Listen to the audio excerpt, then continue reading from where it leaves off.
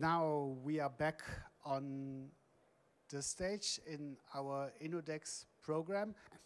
I would like to introduce you to Wesselka Mandowa from Designworks, BMW Group. Yes. Maybe you say a word how this is connected. She works in California and she's doing design concepts for the interior and car industry, and we got 2 car seats from BMW which are on display behind you, and this was very interesting, or is very interesting, how to see how innovative materials could play a role in the transition into a circular economy. Yeah, thanks for coming, and start with your presentation. Thank you so much, Sasha. Hello, everyone. My name is Wesselka Mandowa Maier from BMW Designworks. Designworks is part of BMW, the global design team. And I'm specially based in Los Angeles, California. But we have 3 studios around the world. One is in Los Angeles, one in Shanghai, and one in Munich, in all the 3 continents. And the idea behind and our work is connected to all the innovation around the world and from all these 3 continents. So we are bringing the innovation and the ideas back to Munich, where is our headquarters, our development and design team. I'm here today to present very interesting project called Visionary Materials, and it is US Visionary Materials because we work with a lot of startups. Sasha also presented some of them here, but the main idea was that we collaborated, and this was important for us because as designer and material developer, we need to understand the material. We need to be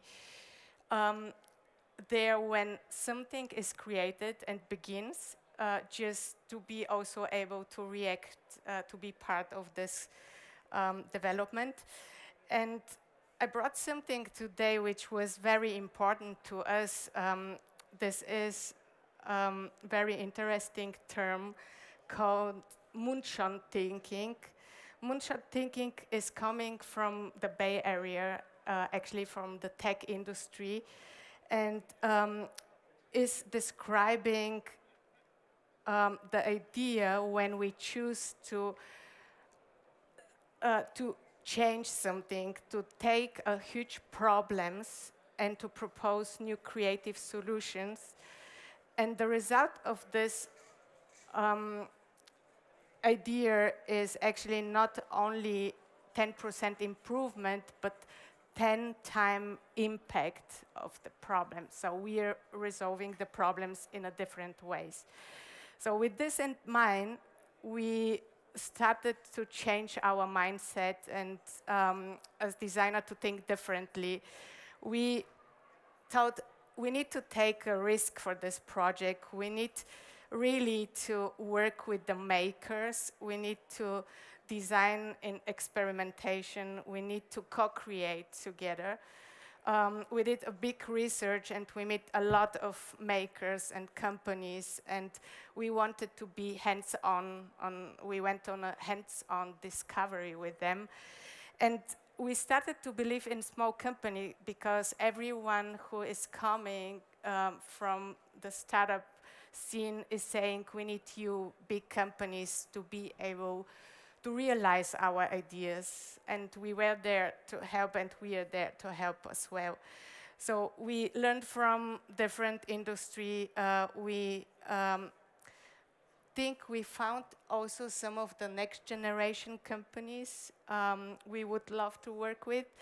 And we see us as connector because sometimes it's not just one company who can do innovations. It's about the whole idea of co-creation and to put this idea in the right way and the right time. So with this, we awaked our passion in us, and we think that this is the way to drive change and innovations. With this mindset, we came up with two ideas. The one is Infinite Loop, which is the idea and the dream not only to bring materials to the next loop, but really to think about how could material live more than one life, and how we can create a really infinite loop and reuse these materials in a loop without ending. Grown innovation is the topic Sasha was talking about, the inspiration from biotech innovations, and the inspiration for the nature was important to us. And these are the results, the two studies which we did, because we wanted to have the materials not only on the table as a piece of material with a story, but actually to understand and see if this material could be something which we can use in automotive context. Why seats? Because seats are very complex parts of the interior and very important to us. And they're showing in one piece, in one product, how we can combine colors, different materials, how the combination could work. And I will start with the first seat study, Infinite Loop. And I brought some stories today about how we work together with these companies and how we develop this mindset of rethinking our own design process.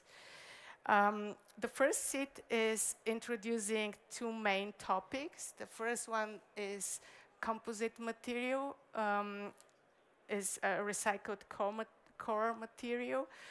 And the second topic is how we reuse our own waste from old seats and covers to bring them to the next loop in this vision seat. The new gold mine, what this means for us is actually that we have a lot of material in our cars and we can use this gold mine to create the next materials. With this idea in mind, and also with the fact that every year over 25 million tons of materials can be recycled from old vehicles, we started to think how we can reuse our own waste with the help from a startup in California. This startup is coming from the footwear industry, and they're actually having the goal to solve the big problem, how foams in the footwear can be reused. They develop a new technology where no water is needed, no heat, not formaldehydes, and no silicones which are used for mold release.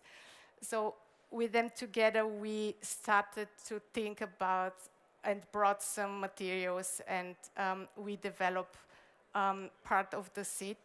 The design principle here is that we are celebrating the old material and thinking about the infinite loop. We are thinking that a foam from a seat in the first life could be a foam for a seat, but in the second life could be also an armrest, why not, and can be visible and celebrated. The next topic for us, and very important, was the local collaboration. Being in California, very close to the surfboard, skateboard industry. These are the main industry which are creative the life cycle in California. It was pretty close to us that we would need to work with someone, and especially we found one company. They're working with waste material from the surfboard industry. One fact here is that 90% of the surfboards are made from petroleum-based products and solvents and chemicals. What this company is doing, they are taking the waste materials from the surfboard industry and are creating a core for a product they're developing, which is a skateboard here. What you see inside is 100% recycled styrofoam from the production waste of the surfboard industry, which is here as well. And with this idea, we thought, okay, let's collaborate with this company because we like the idea of handmade and local production, because we think handmade is generative and sustainable. And we were curious if this technology could work also in an automotive context. What we did is actually we worked together to create a back panel for the seat, which you can see on the seat back, which is made exactly the same way like the skateboards. Next idea is material recovery. We are talking a lot about material recycling, but there is also this new term, recovering, which means a different kind of recycling. Often this is chemical recycling, which we know from the yarn industry. In this case, we had the chance to connect and to meet the developer of the first recyclable epoxy resin.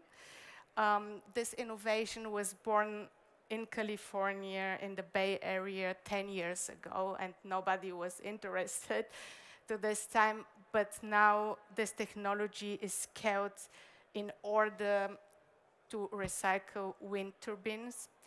And we wanted to check if this worked, and we did an experiment with some of our materials where we used this epoxy resin, and we had the chance to recycle this and to dissolve the different layers, to recover the single layers. And an idea was born here. Thinking about sustainability, we always think about monomaterials, like for example this one.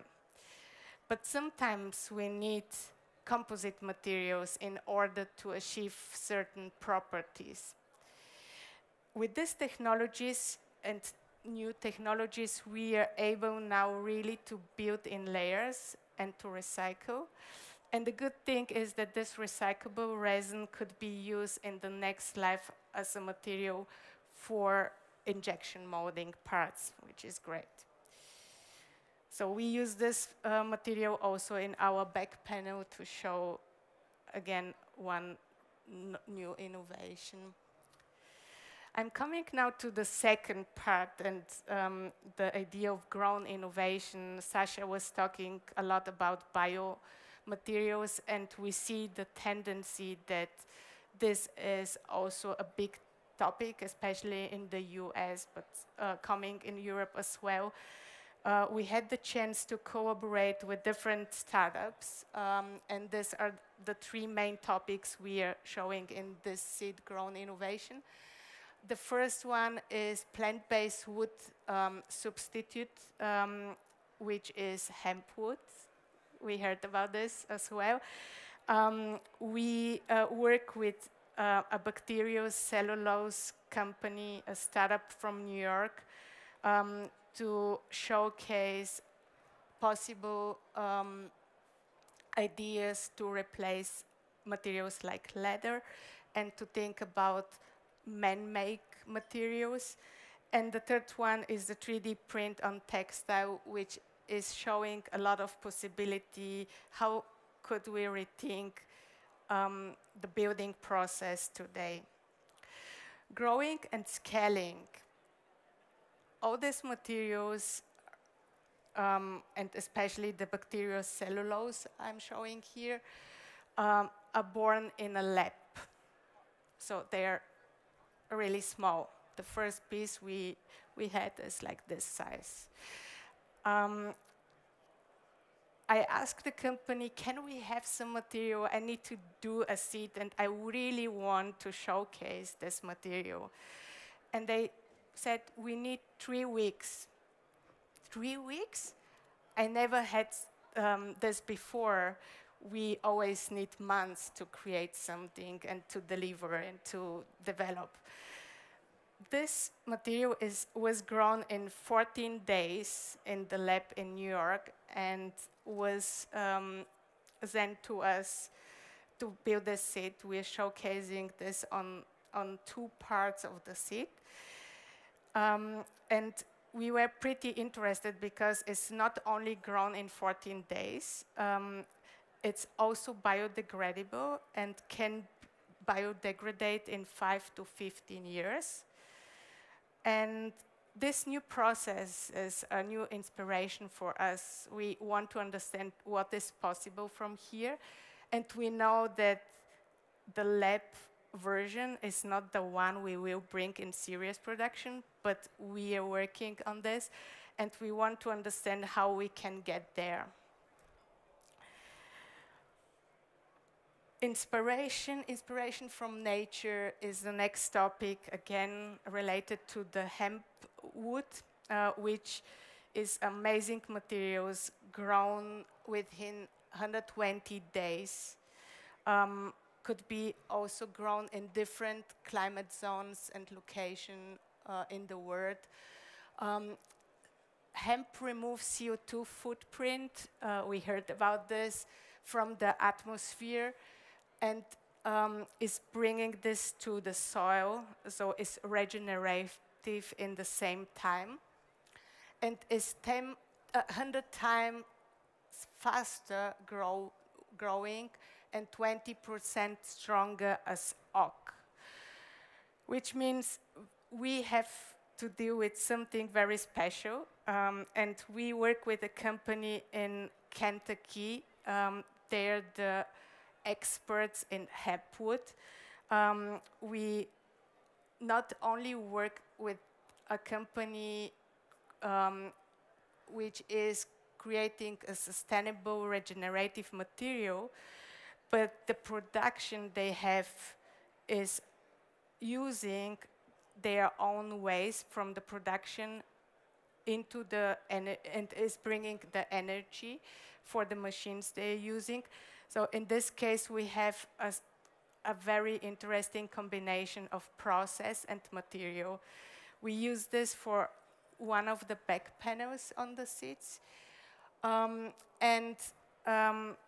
Coming to the next topic, new possibilities and new technologies, I want to talk about, this is my last slide, by the way, and I would like to say that this was also pretty inspirational to us to see that additive manufacturing is opening doors for us we never had before. As a creatives, we really see a lot of potential with these new technologies, and we think that we will rethink in the future some of our processes and thinking. Just imagine today, today's seats, they're built in a very classical way. We have a foam, and we are covering the foam with textile.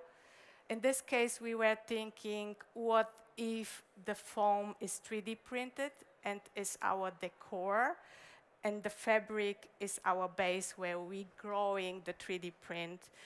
And this is really nice idea to think about if in the future we will be able to 3D print our foams and use the fabric which we're using today as a decoration, as a base with the structural properties.